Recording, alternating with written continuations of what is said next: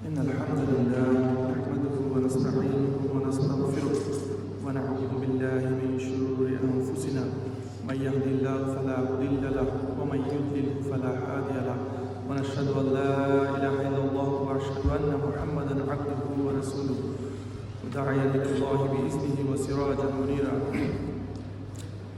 يا أيها الذين آمنوا اتقوا الله حق تقاته ولا تموتن إلا وأنتم مسلمون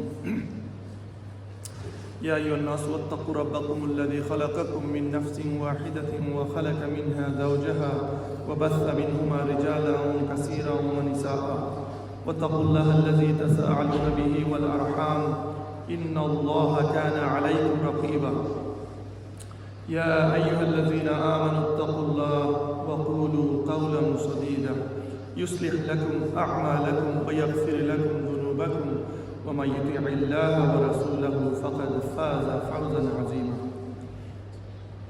أما بعد فإن أصدق الحديث كتاب الله وخير الهدي هدي محمد صلى الله عليه وسلم وشر الأمور محدثاتها وكل محدثة بدعة وكل بدعة ضلالة وكل ضلالة في النار. My dear brothers and sisters, I would just quickly, inshallah, would like to touch upon the topic of our duty when a Muslim or a group of Muslim or Muslim states persecute or terrorize their own people. It could be within friends, it could be within a group, it could be within the family. So when one person is persecuted or facing oppression by others, what should a Muslim do? Or what should the Muslim scholars do, especially? So we know a famous hadith from Prophet ﷺ who mentioned, the Prophet ﷺ mentioned in a Sahih hadith, "Unsur akhaka zulman aw mazduma." So Prophet ﷺ mentioned this hadith to his companions, that help your brothers who face persecution, and also help your brother who persecute those people.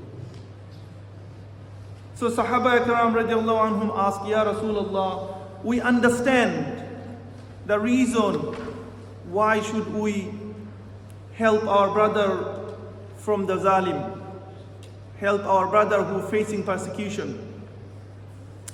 But we do not understand how we should help the person who is persecuting the people, who is causing zulm to others. The Prophet ﷺ mentioned that you helping the persecutor by stopping his hand, by stopping his hand from persecuting. And if you do so, thereby you will help the persecutor. So both of them, Prophet ﷺ mentioned, help your brothers. So both of the group, the persecutor and the people facing persecution. So we have a duty to help both of these groups. We cannot just, by knowing this, wherever it happens, we cannot just turning the other cheek. We have a duty and we must take it on. We cannot think what will happen to me, my friendship, my relationship, this, that and other. No, our duty, the Islamic duty comes first. So, I mean, this is very in front of our eyes, the sad state of affairs. We see this every day, day in and day out. But our situation these days that we want to be in the good book of everyone. We want to please everyone. And we want to be liked by everyone. This is a dangerous trait. And this is one of the characteristics of being a hypocrite. If everyone likes us,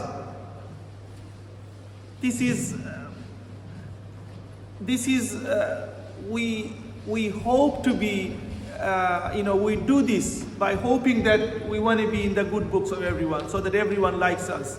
So my name or my name in the society remain untainted. Everyone thinks that whoever comes to me and tell their story, I say them the things they want to hear from me. When the next group comes, we do the same. We say the same thing to them that they want to hear from me. And third group comes, we do the same. By doing so, wallahi, by doing so, we cannot be in the good books of everyone. By doing that, we end up in the books of no one, including Allah subhanahu wa ta'ala. We cannot be in the good book of everyone by doing so. Because once we start to do this, everyone will recognize us. Everyone will recognize our attitude and our characteristics. And they would know that whenever I need something, I go to this person, he will tell me my side of the story. And you cannot be reliable. You will not be reliable because that person already knows. And every person will know at one point that you are not reliable because you will speak the same thing to everyone. So you will end up in the good books of no one. Because Allah subhanahu wa ta'ala also mentioned in the Surah An-Nisa that they think they are deceiving Allah. But actually Allah deceiving them, Allah keeping them in error. And also next verse talks about that they are in every camp. They are wavering here and there. It says, La ilaha ulahi wa la ilaha ulahi. That they are on the both camp. They in the morning here, in the afternoon they are there, and vice versa. So this is a very, very dangerous state of affairs for Muslim. And this is not a characteristics of a good Muslim. A good Muslim always stand up for the haqq. Good Muslim always stand up for the truth and justice. That is a characteristics of a good Muslim. And that comes with sometimes a huge price. And Muslims are happy to take on those prices. Pay for those prices. Because we know Allah subhanahu wa ta'ala will test us here and there.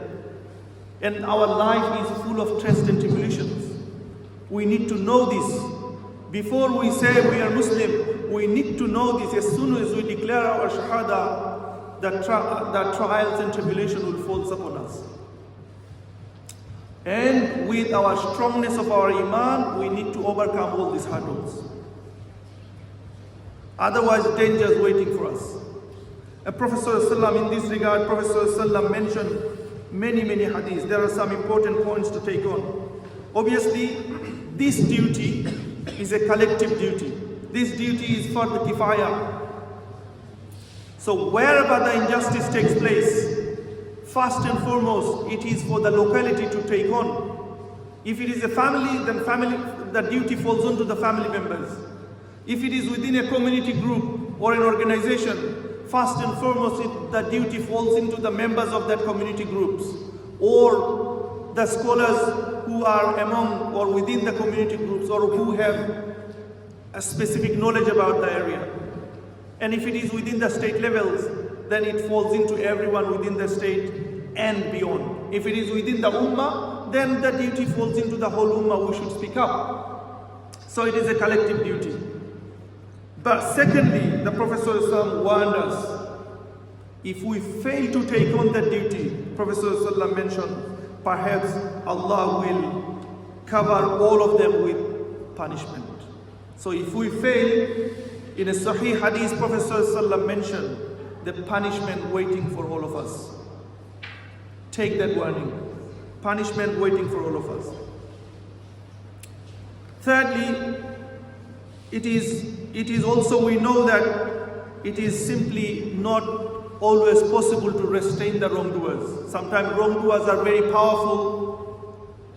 They are tyrants, so we cannot possibly do that. But Prophet ﷺ mentioned on this regard in a hadith that whoever of you sees an evil, let him change that evil with his hand. With his hand. If he is unable to do so, then with his tongue. So by force, if we are weaker than that power, we cannot change it by force or our hand, with our hand. At that point, we must speak up. Stand up for the truth and justice. If it turns out that we are unable to even do that, then just hate in our heart. And that is the weakest part of Iman. That is the weakest level of Iman. So when it could be economic unfairness, it could be state level tyranny, it could be family level injustice, it could be injustice among the friends or within community organizations and so on. So once we know this and we fail or we are unable or we don't want to engage and claiming that we are stating on the Sunnah or we are on the path of Siratul Mustaqim, this is nothing but fantasy. We must act upon our duty. If we fail to act upon our duty, we need to check again our Iman or our level of Iman. We need to renew our Iman. And fourthly, we know that whole Ummah, it is a big topic, inshallah. I'm going to just give you a reminder, first and foremost myself and all of us. It's just a reminder. I would request all of you to dig in and do some more research and get more knowledge on this area, inshallah. So fourthly, we know that the whole Ummah is one body. Whole Ummah is like a one body. So if one part of a body feel a pain or get hurt, we all should get hurt or feel pain. If we don't, then again we need to check our Iman. We need to renew our Iman and understand that we form a one body. Fifthly, attempting to rectify that problem, we always need to embrace the principle that Allah subhanahu wa ta'ala raised in the Quran. Allah subhanahu wa ta'ala mentioned in the Quran that Amr bil ma'ruf wa nahy anil munkar, enjoying the good and forbidding evil. Itself is a big story, but we should know that Allah mentioned it directly, indirectly over 30 times. So it has immense importance. So inshallah we need to look into this area more. Sixthly, or sixth point is, Prophet ﷺ mentioned, soon there will be a ruler whom you will approve of and object to. Soon there will be a ruler whom you will either object to or approve of. Whosoever recognizes the evil of that ruler is saved. Whosoever recognized and object to that ruler's ill or evil or whatever you say it, is saved. And whosoever pleased with it and approves of it are sinful. Seventh point, Prophet ﷺ also mentioned, when you entering upon a ruler, means when you being cozy with the ruler or being very friendly with the ruler. Prophet ﷺ mentioned, listen, you may well have heard that after me there will be leaders. Whosoever enter upon them agrees with their lies and support them in their oppression. then he is not of me. Prophet ﷺ specifically saying he is not of me and I am not of him. This is basically taking us away from Islam. This is an authentic hadith. Whosoever agrees with their lies and whosoever support them in their oppression, basically we have no relationship. Prophet ﷺ cut that relationship with him. And also mentioned, and he shall not drink with me from that fountain. He shall not drink with me from Al-Kawthar. It goes on, whosoever enters upon them, nor help them in their oppression, nor agrees with their lies. He is of me, and I am of him, and he will drink with me from the fountain. So the line is very, very clear. There are not one, multiple hadiths. Prophet ﷺ reminding us, telling us to draw a line. We must not agree with the corruption of rulers, our leaders, or even our family members if they are within, doing corruption and lying and so on and so forth. Also, 8 point, I'm going to cut short inshallah. 8 point, the rulers, if we enter upon rulers or being cozy with rulers, we must not flatter. And we must not heap upon them by exaggerating the remarks and comments that they want to hear. And if we keep saying this, the ruler or the leader will not have the real picture. Will not have the real picture what's going on. And therefore, we must not do that. Once upon a time, even Umar were going to see a sultan, and his companion, the people he was basically going to see the sultan with, saying that we must not say the things that we say behind the sultan. Basically, we must flatter him, we must say the thing that he wants to hear. Famously, even Umar said, during the time of Prophet ﷺ, we used to consider this kind of action as hypocrisy. We used to consider this kind of attitude or behavior as hypocrisy. May Allah subhanahu wa ta'ala give the wisdom and courage and understanding to our scholars especially, so that they can speak up and stand up for the truth and justice. Last point, that our scholars bear the responsibility of the whole responsibility of the ummah and the legacy of the Prophet ﷺ. So they are the imams of the society, and we all want to see they stand up for the truth. We want to get advice from them. So if they are silent on issues, then we will be misguided.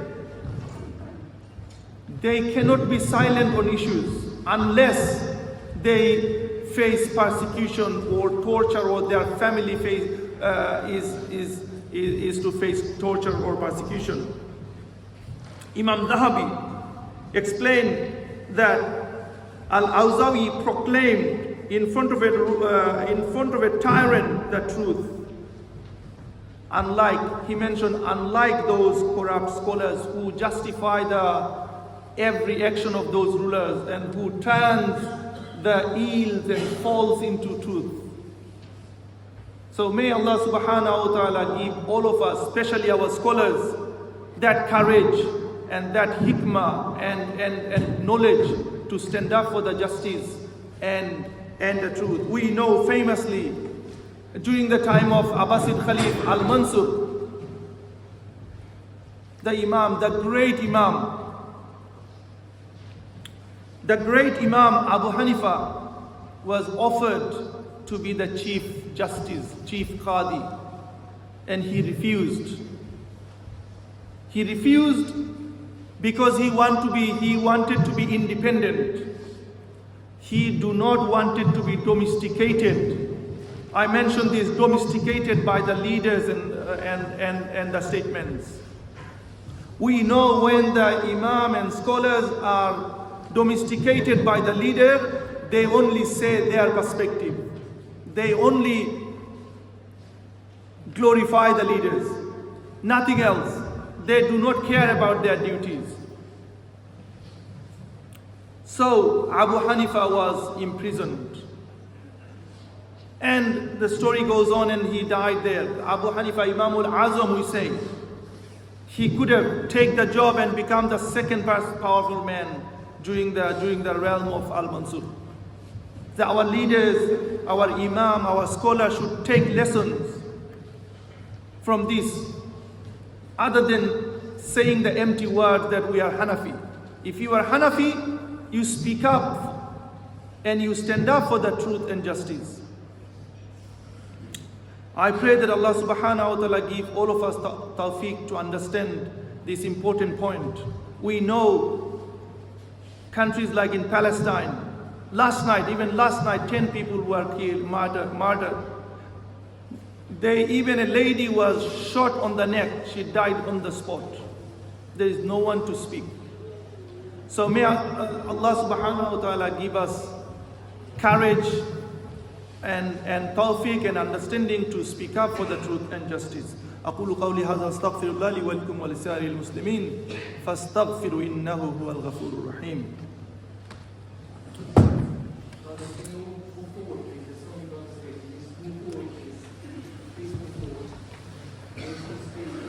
بسم الله الحمد لله والصلاة والسلام على أشرف الأنبياء والمرسلين وعلى آله وصحبه أجمعين.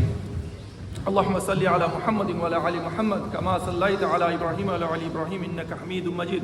اللهم بارك على محمد وعلى آل محمد كما باركت على إبراهيم وعلى آل إبراهيم إنك حميد مجيد. اللهم أعز الإسلام والمسلمين، اللهم أعز الإسلام والمسلمين، اللهم أعز الإسلام والمسلمين وذل الشرك والمشركين برحمتك يا أرحم الراحمين. عباد الله رحمكم الله، إن الله يأمر بالعدل والإحسان وإيتاء ذي القربى وينهى عن الفحشاء والمنكر والبغي يعظكم لعلكم تذكرون. فاذكروني أذكركم واشكروا لي ولا تكفرون. أقيموا الصلاة.